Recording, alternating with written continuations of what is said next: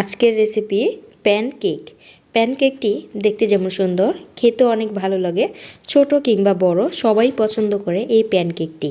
এখন আমি ভেঙে দেখাবো প্যানকেকটি কত সুন্দর স্পঞ্জ, নরম, তুলতুল হয়েছে। ভিতর দিয়ে অনেক কুক হয়েছে। স্পঞ্জ কেকটি খেতে অনেক ভালো লাগে। কী কী উপকরণ লাগে তা দেখাবো। এখন আমি একটি হাঁসের ডিম নিয়েছি।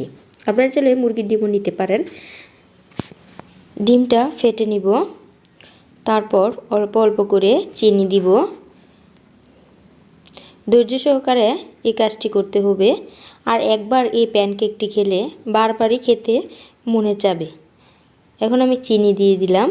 চিনি যে যেমন মিষ্টি খান তেমন দিবেন। কিছুক্ষণ পর পর এভাবে ভালো করে ফেটে তারপর দিতে হবে চিনি। অনবরত নাড়তেই থাকতে হবে, তাহলে চিনিটা গলে যাবে। এখন আমি আবার দিয়ে দিব চিনি, দিয়ে কিছুক্ষণ এভাবে নেড়ে যাব। দিয়ে দিলাম গড়ে থাকা সয়াবিন তেল, দিয়ে এখন আমি ভালো করে এভাবে নাড়তে থাকব, তাহলে চিনিটা গলে যাবে। দিয়ে দিব স্বাদ মতন লবণ, দিয়ে এভাবে ডিমটা ফেটে নিব। দিয়ে দিব এখন আমি দুধ, অল্প অল্প করে দিব। দিয়ে এভাবে নেড়ে নেড়ে কিছুক্ষণ পর পর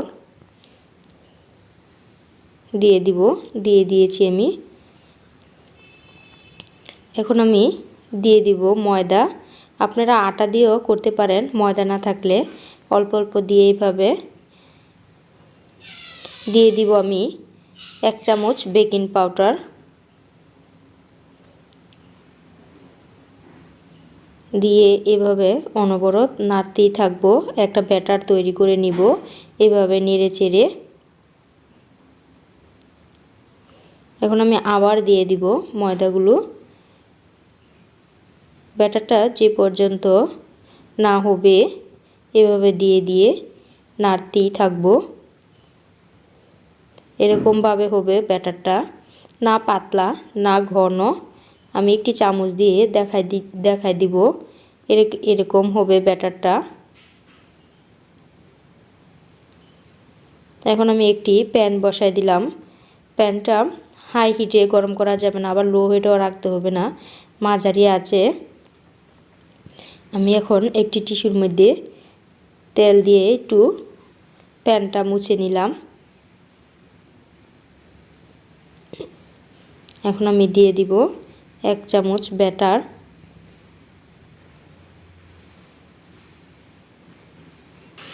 এভাবে দিয়ে ধৈর্য সহকারে কাজটি করতে হবে। এখন আমি ডেকে দিব, ডেকে কিছুক্ষণ অপেক্ষা করে নিব। উপর দিয়ে এরকম ছিদ্র ছিদ্র হয়ে যাবে, তারপর বুঝে যাব হয়ে গিয়েছে প্যানকেকটা। এখন আমি উল্টে দিব, এরকম সুন্দর একটা কালার আসবে। এখন আমার প্যানকেকটা হয়ে গিয়েছে, উঠায় নিব। এখন আমি আরেকটি দিয়ে দেখাবো কেমন করে প্যানকেকটি বানাতে হবে। এরকমভাবে দিয়ে দিব, এক মাপের হবে। এখন আমি আবার ডেকে দিব, আবার কিছুক্ষণ অপেক্ষা করে নিতে হবে, তাহলে প্যানকেক হয়ে যাবে। এরকমভাবে সুন্দর সুন্দর হবে।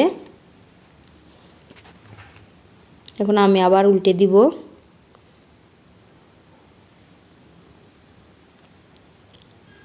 নরম তুলতুলে প্যানকেকটি ছোট বড় সবাই পছন্দ করে খেতে। এখন আমার পরিবেশনের পালা। দেখতে যেমন সুন্দর, খেতেও অসাধারণ এই প্যানকেকটি। একবার বানিয়ে খেলে বারবারই খেতে মনে চাবে প্যানকেকটি। আল্লাহ হাফেজ।